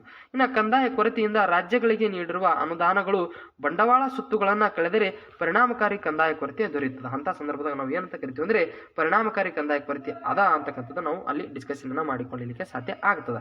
ಆದ್ರೆ ಪರಿಣಾಮಕಾರಿ ಕಂದಾಯ ಕೊರತೆ ಮೈನಸ್ ಬಂಡವಾಳ ಅಂತಕ್ಕಂಥದ್ದನ್ನು ನಾವು ಈ ರೀತಿ ಅದನ್ನ ಡಿಕೋಡ್ ಆಗಿ ಮಾಡಿಕೊಳ್ಳಲಿಕ್ಕೆ ಸಾಧ್ಯ ಆಗಿರಬೇಕು. ಹಾಗಾದ್ರೆ ಕೋಶೀಯ ಕೊರತೆ ಅಂದ್ರೆ ಏನು? ಈಗ ಕಂದಾಯ ಕೊರತೆ, ಕಂದಾಯ ವೆಚ್ಚ, ಯೋಜನಾ ವೆಚ್ಚ ಅಂತಕ್ಕಂಥದ್ದನ್ನ ಪ್ರಮುಖವಾಗಿ 2 ಸಮಿತಿಗಳ ಆಧಾರದ ಮೇಲೆ ಡಿಸ್ಕಷನ್ ಮಾಡಿರ್ತಕ್ಕಂಥದ್ದನ್ನು ನಾವು ಇವಾಗ ನೋಡಿದ್ವಿ. ಇವಾಗ ಕೋಶೀಯ ಕೊರತೆ ಅಂದ್ರೆ ಏನಂತಕ್ಕಂಥದ್ದು ನೋಡಿ, ಇದು ಬಹಳಷ್ಟು ಇಂಪಾರ್ಟೆಂಟ್ ಆಗಿರ್ತದ್ದು. ಬಹಳಷ್ಟು ಬಾರಿ ಪ್ರಶ್ನೆ ಪತ್ರಿಕೆಯಲ್ಲಿ ತಾವು ಕೋಶೀಯ ಕೊರತೆ ಬಗ್ಗೆ ಕೂಡ ಬಂದಿರುವಂತದ್ದನ್ನ ಗಮನಿಸ್ತಾ ಹೋಗಿರ್ಬೋದು. ಓಕೆನಾ? ಆದರೆ ಒಟ್ಟು ವೆಚ್ಚವು ಕಂದಾಯ ಆದಾಯ ಮತ್ತು ಸಾಲ ಮರುಪಾವತಿಗಳು ಮತ್ತು ಇತರೆ ಸ್ವೀಕೃತಿಗಳಿಂದ ಅಧಿಕವಾಗಿದ್ದರೆ ಅದನ್ನ ಕೋಶೀಯ ಕೊರತೆ ಅಂತ ಕರೀತಾರೆ. ಏನಿದು ಕೋಶೀಯ ಕೊರತೆ ಅಂದ್ರೆ ಸ್ವೀಕೃತಿಗಳು ಏನಪ್ಪಾ ಅಂತಂದ್ರೆ ವೆಚ್ಚಕ್ಕಿಂತ ಅಧಿಕವಾಗಿದ್ದಾಗ ಅದಕ್ಕೆ ಏನಂತ ಕರಿತೀವಿ ಅಂದ್ರೆ ಕೋಶೀಯ ಒಂದು ಕೊರತೆ ಅಂತ ಕರಿತೀವಿ. ಓಕೆನಾ? ಕೋಶೀಯ ಕೊರತೆ ಅಂತ ಕರಿತೀವಿ. ಓಕೆನಾ? ಆದ್ರೆ ನಾವು ಇಲ್ಲಿ ಪ್ರಮುಖವಾಗಿ ನಾವು ಏನನ್ನ ಡಿಸ್ಕಷನ್ ಮಾಡ್ಬೇಕಂದ್ರೆ ಪ್ರಾಥಮಿಕ ಕೊರತೆ ಅಂದ್ರೆ ಏನು, ಇಲ್ಲಿ ಕೂಡ ಡಿವೈಡೇಷನ್ ಅನ್ನ ಮಾಡಿರ್ತಕ್ಕಂಥದ್ದು. ಇಲ್ಲಿ ಪ್ರಾಥಮಿಕ ಕೊರತೆ ಪ್ರೈಮರಿ ಡೆಫಿಸಿಟ್ ಅಂದ್ರೆ ಏನು ಅಂತಕ್ಕಂಥ ನೋಡೋಣ.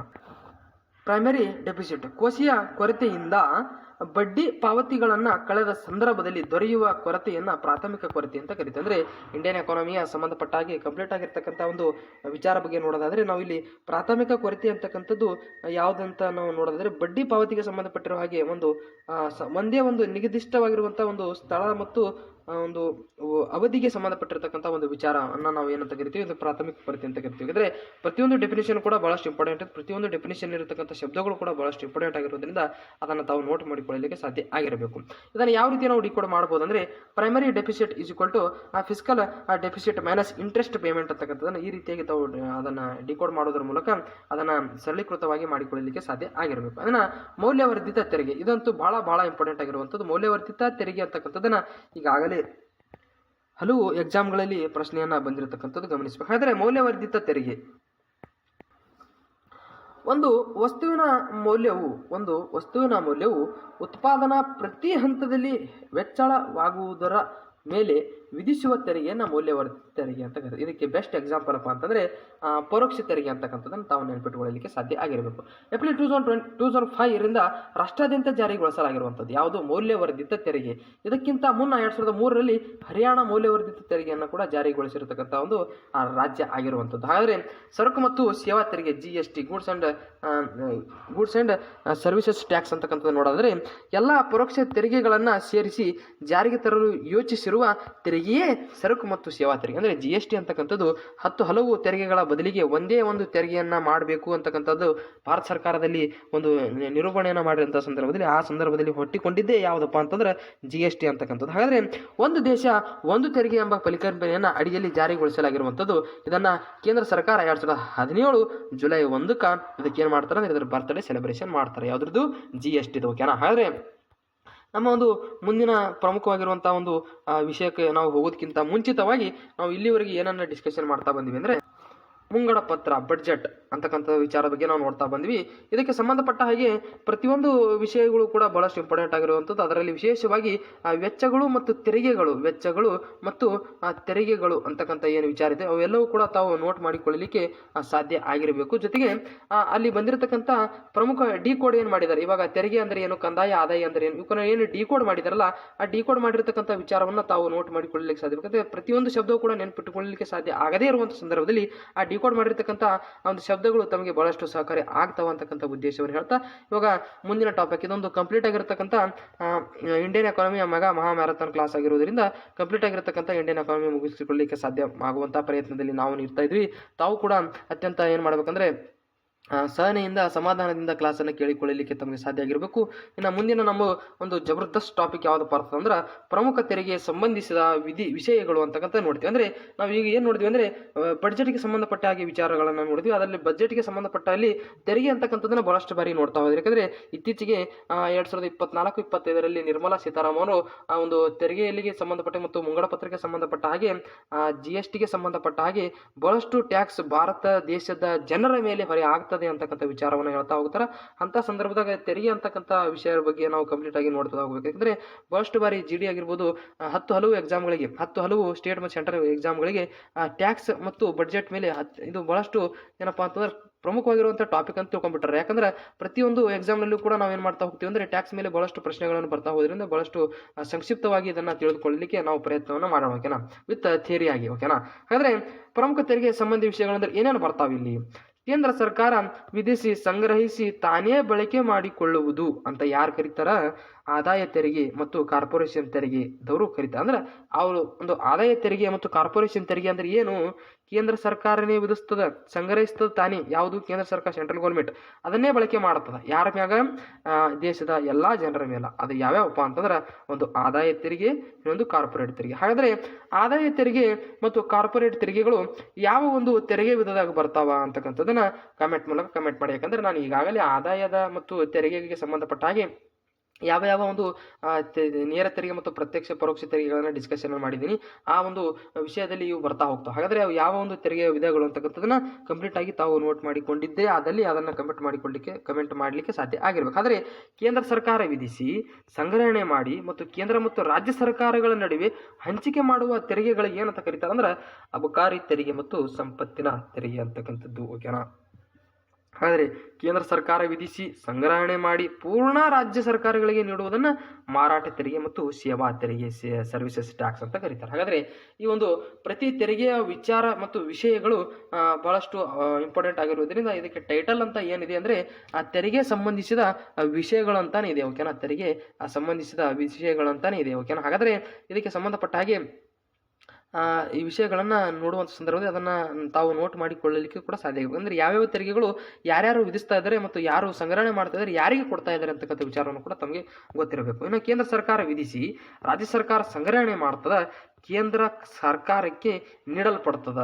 ಅಂದ್ರೆ ಕೇಂದ್ರ ಸರ್ಕಾರನೇ ವಿಧಿಸ್ತದ, ಬಟ್ ಅದರ ಒಂದು ಯಾರು ಅದನ್ನು ಸೇವೆಯನ್ನು ಸಂಗ್ರಹಣೆ ಮಾಡ್ತಾರ ತೆರಿಗೆಯನ್ನಪ್ಪ ಅಂತಂದ್ರೆ ರಾಜ್ಯ ಸರ್ಕಾರ ಸಂಗ್ರಹಣೆ ಮಾಡಿಬಿಟ್ಟು ಅದನ್ನು ಕೇಂದ್ರ ಸರ್ಕಾರಕ್ಕೆ ನೀಡಲ್ಪಡ್ತದೆ. ಅದನ್ನು ಯಾವ ರೀತಿ ಅಂದರೆ ಜಾಹೀರಾತು ತೆರಿಗೆ, ಅಡ್ವರ್ಟೈಸ್ಮೆಂಟ್ ತೆರಿಗೆ ಅಂತ ಕರಿತೀವಿ, ಕಸ್ಟಮ್ ಸುಂಕ, ಜೊತೆಗೆ ಕೃಷಿ ಆದಾಯ ಅಂತಕ್ಕಂಥ ವಿಚಾರವನ್ನು ನೋಡ್ತಾ ಹೋಗ್ತೀವಿ. ಆದರೆ ನಮ್ಮ ಒಂದು ಮುಂದಿನ ಪ್ರಮುಖ ತೆರಿಗೆ ಸಂಬಂಧಿಸಿದ ವಿಷಯ ಅಂದರೆ ಯಾವುದಪ್ಪ ಅಂತಂದ್ರೆ ಕೇಂದ್ರ ಸರ್ಕಾರವು RBIನಿಂದ, ರಿಸರ್ವ್ ಬ್ಯಾಂಕ್ ಆಫ್ ಇಂಡಿಯಾನಿಂದ ಪೂರ್ಣವಾಗಿ ಪಡೆದ ಸಾಲವನ್ನು ತಿಳಿಸುವ ಕೊರತೆ, ಮ್ಯಾನಿಟೈಡ್ ಕೊರತೆ ಅಥವಾ ಹಣಕಾಸು ಕೊರತೆ ಅಂತ ಕರಿತಾರೆ. ಓಕೆನಾ, ಮಾನಿಟೈಸ್ಡ್ ಅಂತ ಕೊರತೆ. ಓಕೆನಾ, ಈ ರೀತಿಯಾಗಿ ತೆರಿಗೆಯ ಪ್ರಮುಖ ವಿಷಯಗಳು ನೋಡಿದ್ರೆ ಯಾವ್ಯಾವ ತೆರಿಗೆಗಳು ಯಾರ್ಯಾರು ನಡೆಸ್ತಾರ, ಜೊತೆಗೆ ಯಾರು ಅದನ್ನು ಸಂಗ್ರಹಣೆ ಮಾಡ್ತಾರ, ಯಾರು ಅದನ್ನು ಅನುಭೋಗಿಸುವಂಥ ಒಂದು ಸಾಮರ್ಥ್ಯ ಸಹಕಾರವನ್ನು ಹೊಂದಿದಾರ ಅಂತಕ್ಕಂಥ ವಿಚಾರ ನೋಡಿದೆ. ಹಾಗಾದರೆ ಆರ್ಥಿಕತೆಯ ಇತರೆ ವಿಷಯಗಳು ಅಂದರೆ ಆರ್ಥಿಕತೆಗೆ ಸಂಬಂಧಪಟ್ಟ ಹಾಗೆ, ವಿಶೇಷವಾಗಿ ತೆರಿಗೆಗೆ ಸಂಬಂಧಪಟ್ಟ ಹಾಗೆ ಯಾವ ವಿಷಯಗಳು ಇದಾವೆ ಅಂತಕ್ಕಂಥದ್ದನ್ನು ನೋಡೋದಾದ್ರೆ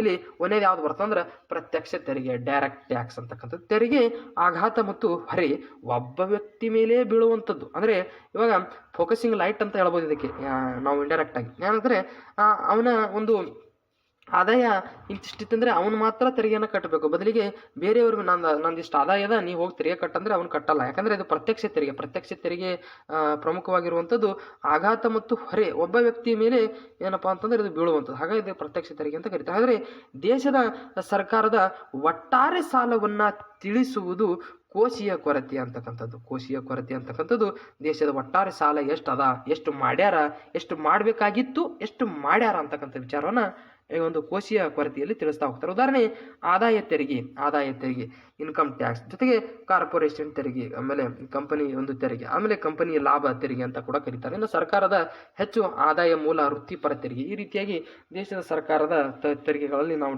ಡಿವೈಡೇಷನ್ ಮಾಡ್ತಾ ಹೋಗ್ತೀವಿ. ಜೊತೆಗೆ ಸಂಪತ್ತಿನ ತೆರಿಗೆ ಅಂತಕ್ಕಂಥದ್ದು ನೋಡ್ತೀವಿ. ವೆಲ್ತ್ ಟ್ಯಾಕ್ಸ್ 2014-15 ಬಜೆಟ್ನಲ್ಲಿ ಅದನ್ನು ರದ್ದುಪಡಿಸ್ಯಾರ. ನಾನು ಈಗಾಗಲೇ ಹೇಳಿದ ಹಾಗೆ ಯಾವ ತೆರಿಗೆಗಳು ಯಾವ ಒಂದು ಡಿವೈಡೇಷನಲ್ಲಿ ಬರುತ್ತೆ, ಯಾವ ತೆರಿಗೆಗಳನ್ನು ರದ್ದು ಮಾಡಿದ್ದಾರೆ, ಯಾವ ತೆರಿಗೆಗಳ ಒಂದು ದರವನ್ನು ಕಡಿಮೆ ಮಾಡಿದ್ದಾರೆ ಅಂತಕ್ಕಂಥದ್ದನ್ನು ತಾವು ನೋಟ್ ಮಾಡಿಕೊಳ್ಳಲಿಕ್ಕೆ ಸಾಧ್ಯ ಆಗಿರಬೇಕು. ಇನ್ನು ಪರೋಕ್ಷ ತೆರಿಗೆ ಸಂಬಂಧಪಟ್ಟ ವಿಚಾರ ಬಗ್ಗೆ ನೋಡಿದರೆ ತೆರಿಗೆ ಹೊರೆಯನ್ನು ವರ್ಗಾವಣೆ ಮಾಡಲು ಸಾಧ್ಯವಿರುವ ತೆರಿಗೆ. ಈಗಾಗಲೇ ನಾನು ಹೇಳಿದ ಹಾಗೆ ಇದರ ಒಂದು ಡೆಫಿನಿಷನ್ ಏನು ಕೇಳಲ್ಲ, ಬದಲಾಗಿ ಯಾವ ಒಂದು ತೆರಿಗೆ ವಿಧದಲ್ಲಿ ಬರುತ್ತದೆ ಅಂತಕ್ಕಂಥ ಪ್ರಶ್ನೆ ಭರವಸೆ ಮುಂದಿನ ದಿನಗಳಲ್ಲಿ ಈಗಾಗಲೇ ಬಂದಿದೆ, ಮುಂದಿನ ದಿನಗಳಲ್ಲೂ ಕೂಡ ಬರುವಂಥ ಸಾಧ್ಯತೆಗಳು ಎಲ್ಲವೂ ಕೂಡ ಇದೆ ಅಂತಕ್ಕಂಥದ್ದು ಗೊತ್ತಿರಲಿ. ಓಕೆನಾ, ಆದರೆ ಅಬಕಾರಿ ಸುಂಕ ಅಂತಕ್ಕಂಥದ್ದು ದೇಶದೊಳಗೆ ಉತ್ಪಾದನೆಯಾಗುವ ವಸ್ತುಗಳ ಮೇಲೆ ವಿಧಿಸುವಂಥ ಒಂದು ತೆರಿಗೆಯನ್ನು ಅಬಕಾರಿ ಸುಂಕ ಅಂತ ಕರಿತೀವಿ. ಅಂದರೆ ದೇಶದ ಒಳಗೆ ಉತ್ಪಾದನೆ ಆಗಿರುವಂಥ ಒಂದು ವಸ್ತುಗಳು ಅವುಗಳ ಮೇಲೆ ವಿಧಿಸುವಂಥ ಒಂದು ತೆರಿಗೆಯನ್ನು ಕಸ್ಟಮ್ ತೆರಿಗೆ. ಅಂದರೆ ಎರಡನೇ ಅತಿ ಹೆಚ್ಚು ಒಂದು ತೆರಿಗೆಯನ್ನು ವಿಧಿಸುವಂಥದ್ದು ಯಾವುದು ಅಂದ್ರೆ ಅದು ಅಬಕಾರಿ ತೆರಿಗೆ ಅಂತಕ್ಕಂಥ ತಮಗೆ ಗೊತ್ತಿರಲಿ. ಓಕೆನಾ, ರಾಜ್ಯ ಸರ್ಕಾರದಲ್ಲಿ ಫಸ್ಟ್ ಅದೇ. ಓಕೆನಾ, ಇನ್ನು ಕಸ್ಟಮ್ ಸೀಮಾ ರಫ್ತು ಆಮದು ಸುಂಕ ಅಂತಕ್ಕಂಥದ್ದು ರಫ್ತು ಮಾಡುವ ಹಾಗೂ ಆಮದು ಮಾಡುವ ವಸ್ತುಗಳ ಅಂದರೆ ಎಕ್ಸ್ಪೋರ್ಟ್ ಆ್ಯಂಡ್ ಇಂಪೋರ್ಟ್ನ ಮೇಲೆ ವಿಧಿಸುವಂಥ ಒಂದು ತೆರಿಗೆ ಯಾವುದಪ್ಪ ಅಂತಂದ್ರೆ ಕಸ್ಟಮ್ ಸೀಮಾ ರಫ್ತು ಆಮದು ಸುಂಕ ಅಂತ. ಇಷ್ಟೆಲ್ಲ ಹೆಸರುಗಳು ಇದಾವೆ ಅಂತ ಅರ್ಥ ಅದಕ್ಕೆ. ಓಕೆನಾ, ಕಸ್ಟಮ್ ಅಂದ್ರೆ ಒಂದೇ, ಆಮೇಲೆ ಸೀಮಾ ಅಂದ್ರೆ ಒಂದೇ, ರಫ್ತು ಆಮದು ಸುಂಕ ಅಂದ್ರೆ ಒಂದೇ. ಓಕೆನಾ, ಇನ್ನು ಸೇವಾ ತೆರಿಗೆ, ಸರ್ವಿಸ್ ಟ್ಯಾಕ್ಸ್, VAT ವ್ಯಾಟ್ ಅಂದ್ರೆ ಮೌಲ್ಯವರ್ಧಿತ ತೆರಿಗೆ, ವ್ಯಾಟ್ ವಸ್ತುಗಳ ಅಂತಿಮ ಮೌಲ್ಯದ ಮೇಲೆ ವಿಧಿಸುವ ತೆರಿಗೆ ಆಗಿದೆ. ಭಾರತದಲ್ಲಿ 2005 ಏಪ್ರಿಲ್ 1ರಿಂದ ಜಾರಿಗೆ ಬಂದಿದೆ. ಮೊದಲ ಹರಿಯಾಣ ರಾಜ್ಯ 2013ರಲ್ಲಿ ಪ್ರಾರಂಭಿಸುತ್ತದೆ. ಆದರೆ ಕರ್ನಾಟಕ ಯಶಸ್ವಿಯಾಗಿ ಅನುಷ್ಠಾನಕ್ಕೆ ತಂದ ಮೊದಲ ರಾಜ್ಯವಾಗಿರುವಂಥದ್ದು ಹೆಮ್ಮೆಯ ನಮ್ಮ ಕರ್ನಾಟಕ ರಾಜ್ಯ ಅಂತಕ್ಕಂಥದ್ದು. ಪ್ರಸ್ತುತ GST ಜಾರಿಗೆ ಬಂದ ನಂತರ ಇದು ರದ್ದಾಗ್ಯದ. ಯಾಕೆ GST ಬಂದ ನಂತರ ಮೌಲ್ಯವರ್ಧಿತ ತೆರಿಗೆ ರದ್ದಾಗ್ಯದ ಅಂದ್ರೆ ಮೌಲ್ಯವರ್ಧಿತ ತೆರಿಗೆ ಬಹುಶಃ ಒಂದು ಸಂದರ್ಭದಲ್ಲಿ ಗ್ರಾಹಕನಿಗೆ ಮೋಸ ಮಾಡುವಂಥ ಸಾಧ್ಯತೆಗಳು ಇರ್ತಾವೆ. ಅಂದ್ರೆ ಡೈರೆಕ್ಟಾಗಿ ಏನು ಮಾಡೋದಿಲ್ಲ, ಬದಲಿಗೆ ಅದನ್ನು ಲೆಕ್ಕದ ಆಧಾರ ಮಾಡುವಂಥ ಸಂದರ್ಭದಲ್ಲಿ ಅದು ಉಂಟಾಗುವಂಥ ಸಾಧ್ಯತೆ ಇರುವುದರಿಂದ ವ್ಯಾಟನ್ನು ಕಂಪ್ಲೀಟಾಗಿ ರದ್ದು ಮಾಡಿಬಿಟ್ಟು GSTಯನ್ನು ಕಂಪ್ಲೀಟಾಗಿ ಈ ಸದ್ಯಕ್ಕೆ ನಮ್ಮ ಒಂದು ದೇಶದಲ್ಲಿ ಮತ್ತು ರಾಜ್ಯದಲ್ಲಿ ಅದನ್ನು ಅನುಮೋದನೆಯನ್ನು ಮಾಡಿರ್ತಕ್ಕಂಥದ್ದು. ಜೊತೆಗೆ GST ಸರಕು ಸೇವಾ ತೆರಿಗೆ ಅಂತಕ್ಕಂಥದ್ದು ಎಲ್ಲ ಅಪ್ರತ್ಯಕ್ಷ ತೆರಿಗೆಗಳಿಗೆ ಬದಲಾಗಿ ಏಕರೂಪ ತೆರಿಗೆ ಪದ್ಧತಿ 2017 ಜುಲೈ 1ರಿಂದ ಜಾರಿಗೆ ತಂದ ಯಾವುದು GST ಸರಕು ಸೇವಾ ತೆರಿಗೆ ಅಂತಕ್ಕಂಥದ್ದು. ಹಾಗಾದರೆ ತೆರಿಗೆಗೆ ಸಂಬಂಧಿಸಿದ ಪ್ರಮುಖ ಪರಿಕಲ್ಪನೆಗಳು ಯಾವುವು ಅಂದ್ರೆ ತೆರಿಗೆ ಸ್ವರ್ಗ, ತೆರಿಗೆ ದರವನ್ನು ಕಡಿಮೆ ದರದಲ್ಲಿ ವಿಧಿಸಲ್ಪಡುವುದು ಅಥವಾ ತೆರಿಗೆ ದರದಲ್ಲಿ ರಿಯಾಯಿತಿಯನ್ನು ನೀಡುವಂಥದಕ್ಕೆ ಏನಂತ ಕರೀತಾರೆ ಅಂದ್ರೆ ತೆರಿಗೆ ಸ್ವರ್ಗ. ಅಂದ್ರೆ ಸ್ವರ್ಗ ಸಿಕ್ಕಂಗೆ ಆಗ್ತದೆ. ಯಾಕೆ ಸ್ವರ್ಗ ಸಿಕ್ಕಂಗೆ ಆಗ್ತಂದ್ರೆ ನಾವು ಉಪಯೋಗಿಸುವಂಥ ಒಂದು ವಸ್ತುಗಳ ಮೇಲೆ ತೆರಿಗೆಯನ್ನು ಒಂದು ವೇಳೆ ಕಡಿಮೆ ಮಾಡಿದಂಥ ಸಂದರ್ಭದಲ್ಲಿ ಆ ಒಂದು ಅನುಭೋಗಿಗೆ ಏನಾಗ್ತಂದ್ರೆ ಸ್ವರ್ಗ ಸಿಕ್ಕಂಗೆ ಆಗ್ತದೆ. ಹಾಗಾಗಿ ಆ ಒಂದು ಅರ್ಥದಲ್ಲಿ ಆ ಒಂದು ನಾಮಪದಲ್ಲಿ ಅದಕ್ಕೆ ಕರೆಯುವಂಥ ಒಂದು ವಿಚಾರ. ಓಕೆನಾ? ಅಂದರೆ ಟಾಬಿನ್ ತೆರಿಗೆ, ಟಾಬಿನ್ ಟ್ಯಾಕ್ಸ್ ಅಂದರೆ ವಿದೇಶಿ ವಿನಿಮಯ ತೆರಿಗೆ. ಅಂದರೆ ವಿದೇಶಿ ವಿನಿಮಯದಿಂದಲೂ ಕೂಡ ತೆರಿಗೆಯಲ್ಲಿ ಬಹುಶಃ ಕಡಿಮೆ ಆದಂಥ ಸಂದರ್ಭದಲ್ಲಿ ಅದಕ್ಕೆ ಏನಂತ ಕರೀತಾರೆ ಅಂದ್ರೆ ಟಾಬಿನ್ ತೆರಿಗೆ ಅಂತ ಕರಿತೀವಿ. ಇನ್ನು ಪೀಗು ತೆರಿಗೆ ಅಂದರೆ ಪೀಗುನ್ ಟ್ಯಾಕ್ಸ್ ಅಂದರೆ ಕಾರ್ಬನ್ ತೆರಿಗೆ ಆಗಿರ್ಬೋದು, ನಕಾರಾತ್ಮಕ ಬಾಹ್ಯತೆಗಳ ಮೇಲೆ ವಿಧಿಸಲ್ಪಡುವ ತೆರಿಗೆ ಅಂತ ಕೂಡ ಕರೀತಾರೆ. ಜೊತೆಗೆ ಅದರಲ್ಲಿ ಹಲವು ವಸ್ತುಗಳು ಕೂಡ ಇರುವಂಥದ್ದು, ಅದು ಪರಿಸರಕ್ಕೆ ಸಂಬಂಧಪಟ್ಟ ಹಾಗೆ ಹೆಚ್ಚಿನ ಒಂದು ವಸ್ತುಗಳು ಇರುವಂಥದ್ದು ಕಾರ್ಬನ್ ತೆರಿಗೆ ಅಂದರೆ. ಮತ್ತೆ ಸುಂಕ ನಿರಾಕರಣೆ ಅಂತಕ್ಕಂಥ ತೆರಿಗೆ ಪಾವತಿದಾರ ಉದ್ದೇಶಪೂರ್ವಕವಾಗಿ ತೆರಿಗೆ ಪಾವತಿ ಮಾಡುವುದಿಲ್ಲ ಎಂದು ತಿಳಿಸುವ ಒಂದು ಸ್ಥಿತಿಗೆ ಅಂತ ಏನು ಕರಿತೇವೆ ಅಂದ್ರೆ ಸುಂಕವನ್ನು ನಿರಾಕರಣೆ ಮಾಡುವಂಥ ಸ್ಥಿತಿ ಅಂತ ಕರಿತಾವೆ. ಈ ರೀತಿಯಾಗಿ ನಾವು ಏನು ಮಾಡ್ತಾ ಹೋದ್ವಿ ಅಂದ್ರೆ ತೆರಿಗೆಗೆ ಸಂಬಂಧಿಸಿದ ವಿಷಯಗಳನ್ನು ನಾವೇನು ಮಾಡ್ತೀವಿ ಅಂದರೆ ಡಿಸ್ಕಷನನ್ನು ಮಾಡ್ತಾ ಬಂದ್ವಿ. ಈಗ ನಾವು ಮುಂದಿನ ಒಂದು ಟಾಪಿಕ್ ಹೋಗೋಣ. ಇದು ತೆರಿಗೆ ಸಂಬಂಧಿಸಿದ ವಿಷಯಗಳಲ್ಲಿ ಇನ್ನೂ ಹಲವು ವಿಚಾರಗಳನ್ನು ನಾವು ಕರೆಂಟ್ ಅಫೇರ್ಸ್ಗೆ ಸಂಬಂಧಪಟ್ಟ ಹಾಗೆ ಡಿಸ್ಕಷನನ್ನು ಮಾಡ್ತಾ ಹೋಗೋಣ. ಆದರೆ ನಮ್ಮ ಮುಂದಿನ ಒಂದು ಟಾಪಿಕ್ ಯಾವುದಪ್ಪ ಅಂತಂದ್ರೆ ವಿದೇಶಿ ವ್ಯಾಪಾರ, ಇಂಟರ್ನ್ಯಾಷನಲ್ ಟ್ರೇಡ್ ಅಂತಕ್ಕಂಥ ಪ್ರಮುಖವಾಗಿರುವಂಥ ಟಾಪಿಕ್ ಬಗ್ಗೆ ಈಗ ಡಿಸ್ಕಷನನ್ನು ಮಾಡ್ತಾ ಹೋಗೋಣ.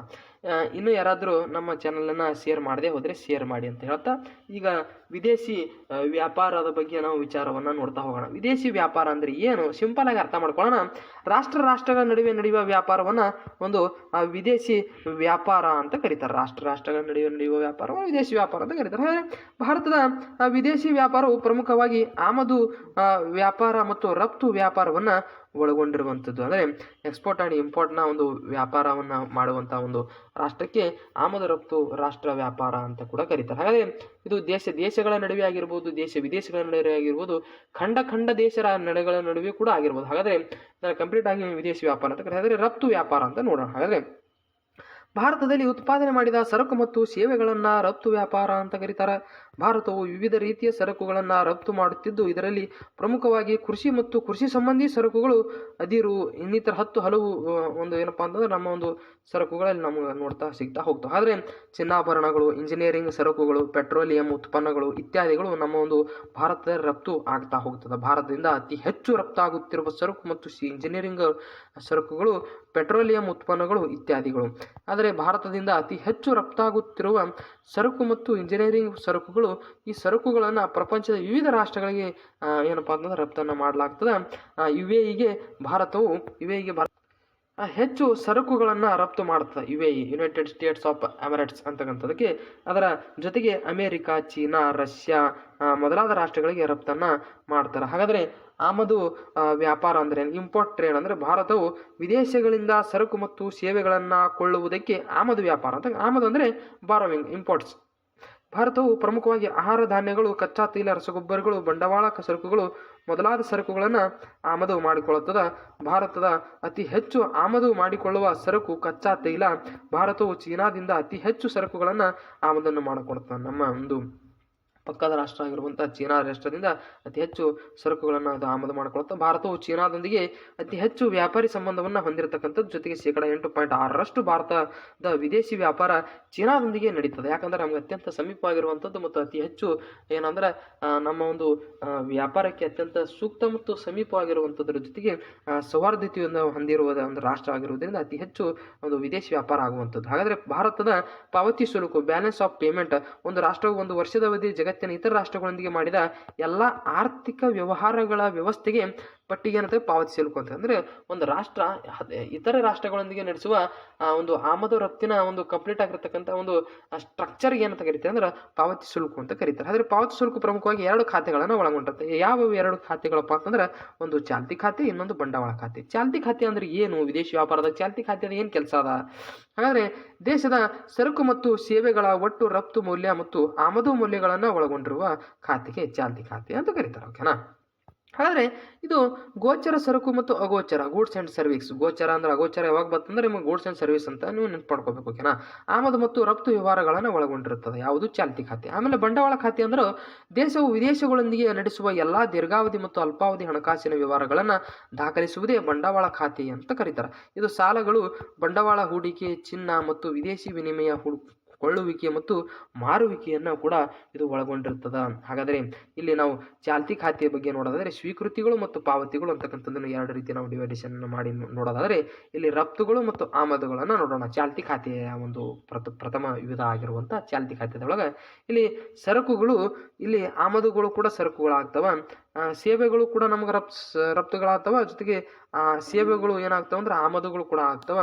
ವಿದೇಶಿ ಹೂಡಿಕೆ ಮೇಲಿನ ಆದಾಯ, ದೇಶದಲ್ಲಿನ ವಿದೇಶಿ ಹೂಡಿಕೆ ಮೇಲಿನ ಆದಾಯ, ಜೊತೆಗೆ ವರ್ಗಾವಣೆಯ ಸಂದಾಯ ಮತ್ತು ವರ್ಗಾವಣೆಯ ಸಂದಾಯ. ಹಾಗಾದ್ರೆ ಬಂಡವಾಳ ಖಾತೆಯಲ್ಲೂ ಕೂಡ ಏನಪ್ಪ ಆಮದು ಮತ್ತು ರಫ್ತು ಆಗ್ತದೆ. ಅದು ವಿದೇಶಿ ಸಾಲ ಸ್ವೀಕಾರ ಆಗಿರ್ಬೋದು, ವಿದೇಶಿಗಳಿಗೆ ಸಾಲ ನೀಡಿಕೆ ಕೂಡ ಆಗಿರ್ಬೋದು. ಓಕೆನಾ?